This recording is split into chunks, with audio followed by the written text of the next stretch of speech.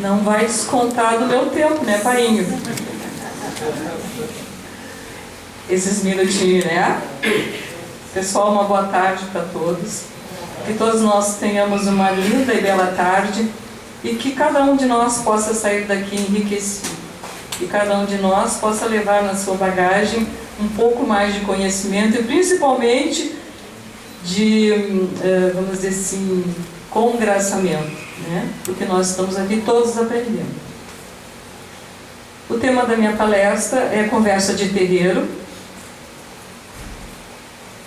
A importância da escrita registrando a oralidade. Esse livro aqui foi o primeiro a ser editado pelo selo do Triângulo. Depois vieram esses outros que nós mostramos, da trilogia Encantos de Umbanda, Iniciando na Umbanda e Cartilha do Médium Umbandista. Eu vou fazer algumas citações de algumas coisas que estão nestes livros. Esse monte de folha aqui, vocês não se assustem, são 10 folhas, mas eu não vou falar todas elas de início a fim. Isso aqui é só uns lembretezinhos. Enfim,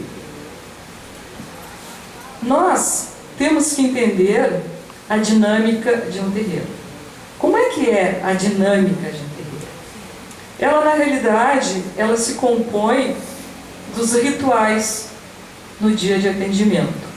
No nosso caso aqui, eu vou falar sobre a sexta-feira, que sexta-feira é a porta de entrada da casa e onde ocorre o maior número de pessoas que vêm em busca de atendimento, de orientação, e também a sexta-feira, porque às vezes, quando há necessidade, os assistidos, vamos dizer assim, são encaminhados para o trabalho de segunda-feira, que é transtornos anímicos obsessivos com apometria, e na terça-feira, que tem o grupo de eteriatria e magnetismo. Então, na sexta-feira, nós temos a palestra, o ritual do fogo e os passes e consultas com as entidades vibradas em seus médiuns. Vocês vejam bem, qual é o grande motivo das entidades estarem presentes numa casa de Umbanda ou numa casa espiritualista? No nosso caso, uma casa de Umbanda. Tem que ter algum motivo para que elas venham, elas não vêm sem motivo. Esse assunto ele é abordado no livro Apometria e as Linhas de Trabalho na Umbanda, que é a experiência do grupo de Umbanda Triângulo da Fraternidade com a apometria. Livro a ser lançado em breve, já está quase pronto. E no dia do lançamento nós vamos ter um mini seminário de apometria. Provavelmente início de junho. Estão todos convidados. Mas enfim, o grande motivo da presença das entidades nas casas são as pessoas. Vocês vejam bem. Existe, eu vou falar na sexta-feira. Na sexta-feira, nós temos, relativo à parte material, à parte física, os médiuns e os assistidos. Em relação à parte espiritual, com os assistidos vêm seus guardiões, vêm possíveis obsessores ou espíritos mal intencionados, vamos dizer assim, menos esclarecidos, vêm espíritos familiares, amigos e afins que também vêm compartilhar o trabalho com eles. Em relação aos médiuns, nós temos os guardiões de cada um, os guias, mentores, temos os protetores e os guardiões do templo, temos as falanges, as linhas vibradas por Orixá e os dirigentes espirituais da casa. Vocês vejam a quantidade de entidades que se movimentam num dia desses. Nós não temos ideia, né, de tudo que acontece no lado espiritual. Nós normalmente aqui numa noite de sexta-feira temos de 180 a 200 pessoas. Agora vamos, mais os médiuns, que são em torno de 60, 70. Agora vamos imaginar todos os acompanhamentos espirituais de cada um. Então, nós podemos ter uma pequena ideia da quantidade de seres, de entidades que estão aqui, ajudando, dando suporte. No momento, e isso tudo, gente, gera, assim, vamos dizer, um grande caldeirão, né? São energias que estão em movimento dentro do templo. Imagina essa quantidade de seres, essa quantidade de pessoas num espaço físico restrito. Nós nem sequer conseguimos imaginar as energias que estão ali vibrando e interagindo umas com as outras. E no meio de tudo isso, nos chegam as instruções, que podem ser oral, verbal, mental. Normalmente, através da mentalização, vem para o dirigente, para o zelador do templo, né? Através dos mentores e guias, e o dirigente do templo vai transmitir para a corrente mediúnica. Neste momento dos atendimentos espirituais, o templo umbandista está repleto de espíritos trabalhadores e desencarnados em geral, que serão atendidos, que vieram em busca de auxílio. O ponto central de todos os trabalhos realizados são os médiuns com seus protetores. Aglutinam-se em torno deles os técnicos astrais, que vão manipular os fluidos necessários aos socorros que foram programados. Porque tudo é programado. Quando as pessoas vêm para o templo, tudo já foi programado. Quem vai ser atendido, quem não vai ser atendido. Porque a espiritualidade é extremamente disciplinada e organizada. Nós, da nossa parte, é que não o somos. Movimentam-se então energias afins, por linhas vibratórias, né, os orixás, que correspondem à necessidade de cada atendido. Então, o que eu falei antes, em média de 180 a 200 pessoas, com todo esse panorama espiritual envolvido, porque o ser, a pessoa que vem, ela não vem sozinha, ela vem com todo o seu acompanhamento, com todos aqueles irmãos que estão sempre junto com ela.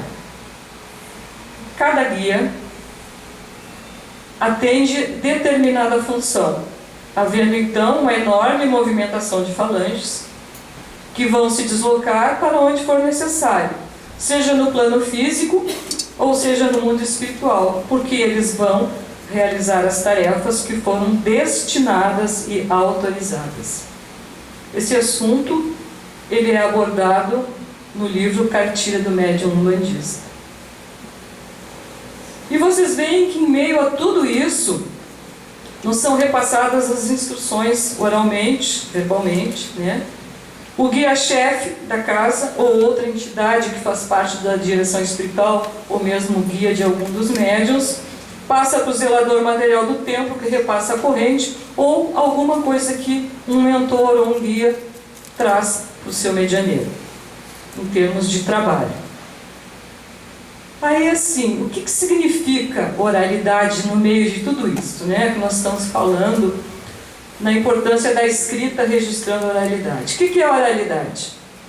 Oralidade é uma palavra que deriva de oral, relativa à boca, aquilo que pertence à boca, que é feito ou é dito de viva voz, que é transmitido de boca em boca. Isso dito, escrito no dicionário da língua portuguesa. A Umbanda, ela tem por tradição, desde o início das suas atividades, há 106 anos, né, a transmissão do conhecimento por via oral e de viva voz. Porque nos primórdios da Umbanda, tudo era ensinado aos trabalhadores, pelo caboclo das 7 encruzilhadas, através de seu médium Zélio de Moraes, que na época era um rapazote, né? Sem preparo nenhum. Então, criou-se assim o costume de esperar pela orientação que vinha do mais alto. E como naquela época as casas, as terreiras ou as tendas, elas eram de frequência de pessoas mais simples, muitos dirigentes dessas tendas ou desses terreiros se adaptaram a este modo de proceder, em que as entidades traziam todas as orientações e ensinavam os medianeiros. Então, a tradição oral passou a ser de usos e costumes dentro da Umbanda.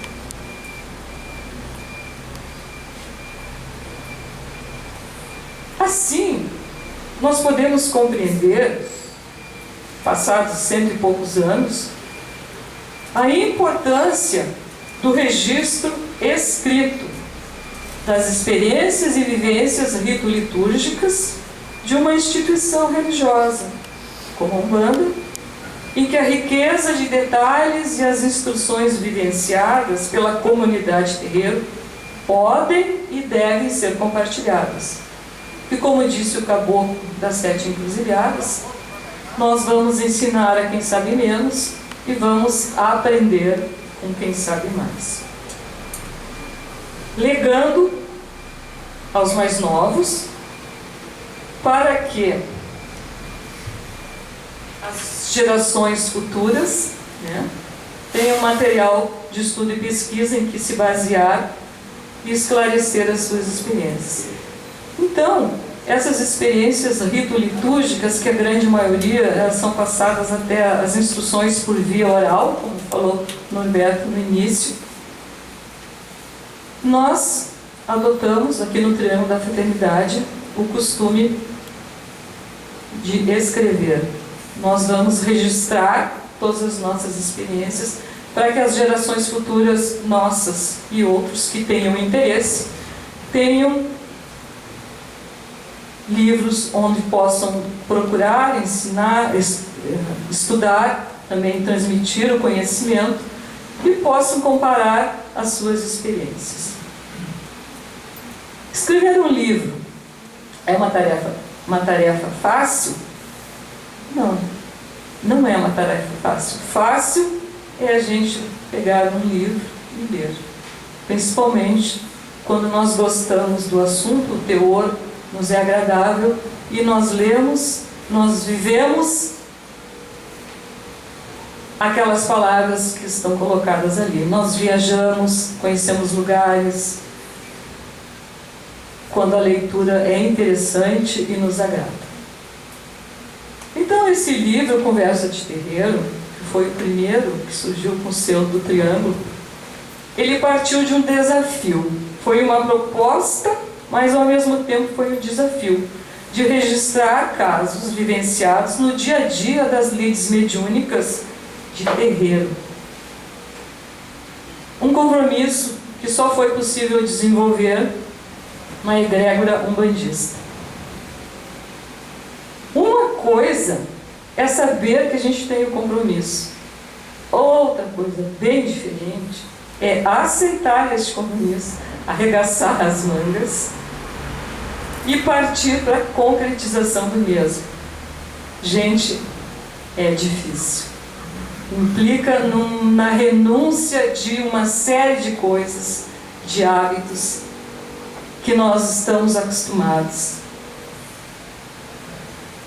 Significa a renúncia da preguiça, da indolência, lutar contra o conforto da nossa sala de estar, a maciez do nosso sofá assistindo um programa de televisão, o convívio com a família. É tão bom a gente conviver com a família, e é bom mesmo, nós temos que conviver com a família. Os amigos, as conversas, horas a fio. Isso implica em escolhas, porque nós temos que nos isolar para conseguir escrever. Isso é difícil. Nós temos que manter uma disciplina bem séria para que a gente possa fazer isso. Porque não basta a recepção de ideias que são trazidas pelos amigos espirituais. Nós temos que registrar essas ideias, e nós vamos perder tempo registrando essas ideias. me perdão da palavra, nós não estamos perdendo tempo, mas a nós poderá no início parecer que nós estamos perdendo tempo porque nós deixamos de fazer outras coisas que nos são agradáveis. Exige disciplina, muita disciplina, muita disciplina. Exige renúncia a certas coisas, até relativas à nossa vida social. Após os atendimentos públicos, alguns casos ficam armazenados na nossa memória. E normalmente eles não são colocados no papel imediatamente. Eles ficam ali cozinhando, ficam ali maturando. Aí um belo dia nos sentamos para escrever e o caso vem e jorra. A velocidade do pensamento é tão alta, é tão grande, que existe um descompasso entre o pensar e o registrar. É muito interessante isso. É uma velocidade incrível em que brota toda a história e nós temos que acompanhar, não na mesma velocidade, porque é praticamente impossível, mas temos que procurar registrar com a maior fidelidade possível, sem perder nada. Porque aquilo passa, depois a gente não lembra direitinho como é que era e agora como é que é. Então, assim, é demorado a gente se adaptar a esse processo. Não é assim simples da noite para o dia, plim, agora eu vou escrever, agora as coisas vão acontecer. Exige treino. E após o registro, que normalmente sai todo truncado, sai cheio de erro, porque são velocidades diferentes, né? Nós temos que então reler e reler e reler muitas vezes para que ele se torne um conto ou um causo atrativo para nós e que traga a fidelidade da história que nos foi contada. Muitas das histórias que estão aqui, muitos dos causos, aconteceram aqui dentro, né? São casos acontecidos aqui na casa. Outros não, outros são histórias que foram trazidas, mas que têm uma bela mensagem, porque na realidade todos os textos, todos os temas, eles trazem para nós vivências. E todas as vivências são parecidas. Todos nós, em algum dia, em alguma época da nossa vida, passamos por esse tipo de coisa. Então ele é muito rico, porque ele é a vida de cada um de nós em várias situações. E eu vou fazer então, para terminar a nossa conversa, um breve relato de um caso acontecido aqui na nossa terreira, aqui no Abaçá, e que diz respeito a tudo isso. Ele abarca toda essa sistemática ritualística, né, que eu falei, toda essa dinâmica de terreiro que eu falei no início. Espero que eu consiga traduzir em poucas palavras com fidelidade. Porque uma coisa é traduzir em poucas palavras e outra coisa é ser fiel. Então eu espero que eu consiga. Casualmente, o Roberto no início comentou, né, que o primeiro dia deveria ser em Gira de Exu, né? Casualmente, me foi intuído que hoje falasse sobre um texto, sobre os nossos irmãos Exus. Um templo de Umbanda pequeno, dedicado à caridade e com numerosa assistência, composto de pessoas heterogêneas de todas as crenças. Um lugar onde o respeito por aqueles que ali aportavam era imenso. Todos os trabalhadores se preparavam para receber e orientar aqueles seres, desiludidos com as vãs promessas que enfrentavam todos os dias de suas vidas. Questões das mais variadas procedências e que deixavam marcas profundas nos olhos sem brilho, carregados de angústia. O salão da assistência estava lotado, mas apesar da tensão que normalmente se cria ante tantos sentimentos e pensamentos desconexos, tudo transcorria normalmente e os encarregados de orientar o público estavam atentos a qualquer fator que pudesse causar desconforto entre eles. Transcorridos a palestra, o ritual do fogo, iniciaram-se os trabalhos com as entidades vibradas em seus médiuns. E os consulentes teriam a oportunidade de receber um passe, ou, se necessário, pedir conselho aos prestimosos espíritos que naquela noite estavam manifestados em linha de caboclo. Seres amorosos, às vezes de aspecto um tanto severo, mas que com todo respeito e humildade tentam chamar os filhos problemáticos para a correção de posturas que geram desarmonias, levando sempre a cada um as lições e os ensinamentos do grande Mestre Jesus, cultuado na Umbanda como Oxalá, o Senhor do Manto Branco. Os atendimentos foram concluídos, atendimentos ao público foram concluídos, e chegou a hora do rito interno, de limpeza energética do templo e da corrente, do encaminhamento das entidades que ficaram retidas na contraparte astral, para serem deslocadas posteriormente pelas linhas vibratórias, que têm competência para realizar esta tarefa, seja para tratamento nos hospitais, esclarecimentos, ou simplesmente voltarem para seus lugares de origem. Tudo regido e orquestrado pelos tribunais divinos, sob a batuta de Pai Xangô, Senhor da Justiça. No momento em que iniciaram os pontos de louvação e invocação das falanges dos operosos Exus e suas linhas de trabalho, ecoou no Abaçá a seguinte canção, entoada com todo amor e respeito. Foi Jesus quem mandou, quando Exu chegar, uma chuva de pétalas para Exu trabalhar. Foi Jesus quem mandou, quando Exu chegar,